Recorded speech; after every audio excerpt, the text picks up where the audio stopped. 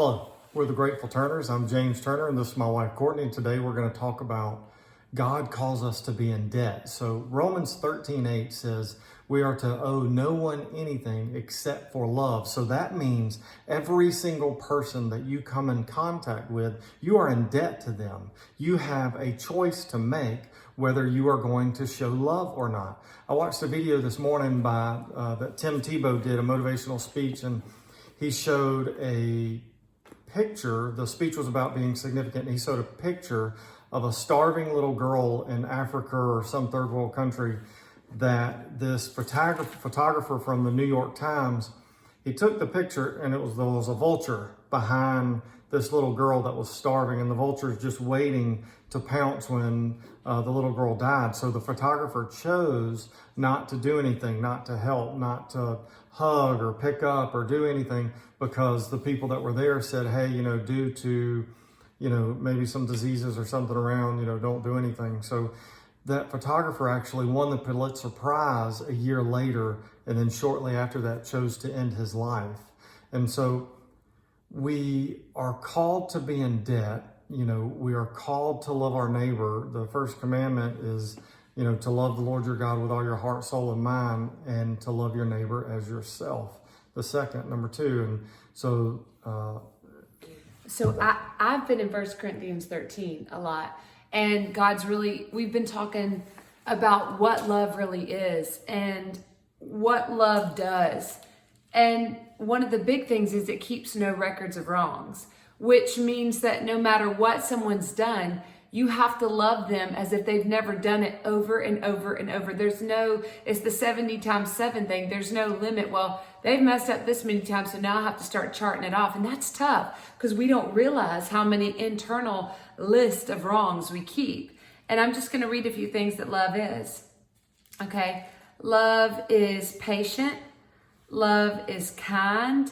It doesn't envy. It doesn't boast. It's not jealous, proud, or rude. Love does not demand its own way. Love is not irritable.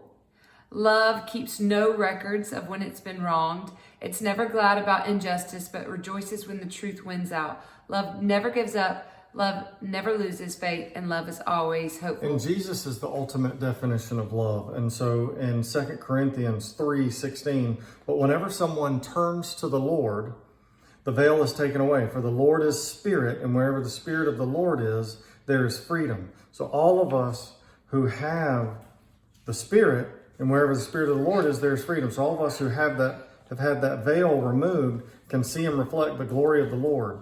And so we reflect the glory of the Lord. So as He becomes more part of us, and Paul specifically says, do you not realize that your body is the temple and that the Spirit dwells within you? So there's so many verses where it talks about God's Spirit dwells within us. Let me just get that even better. As we do that, listen to this. We become more like God. Not only do you look like Him, but you smell like Him. This is 2 Corinthians 2. Now, wherever we go, He uses us to tell others about the Lord and to spread the good news like a sweet perfume.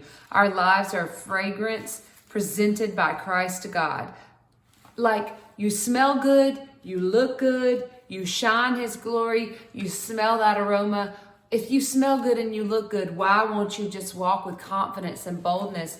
2 Corinthians also says, since this new covenant gives us such confidence, we can be very bold because this veil has been removed, like James said. Now we can be mirror images of God. We can smell like Him. We can reflect Him.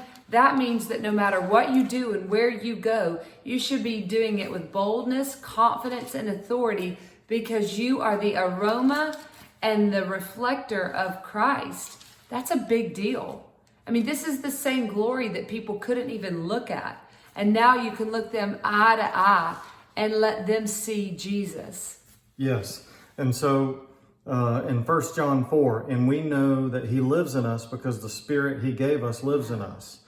But if we love each other, God lives in us. So it's multiple times in the Bible where it says God lives in us, His Spirit lives in us, and His love is brought to full expression in us. And God has given His Spirit, given us His Spirit of proof that we live in Him and He lives in us. So the bottom line is we are called to be in debt to love.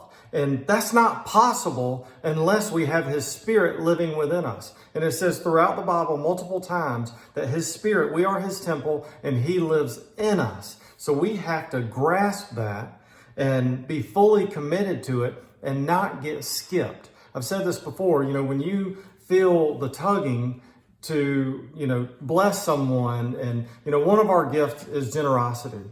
And I'm very grateful for that. And so I just want to never leave a situation where we said, wow, I wish I would have done this, or I wish I would have done that. We try to pounce on every opportunity that we can. We get skipped all the time. Everybody does, but we want to choose not to get skipped and to be in debt to love to everyone we come across. In Jesus' name, Amen. Amen.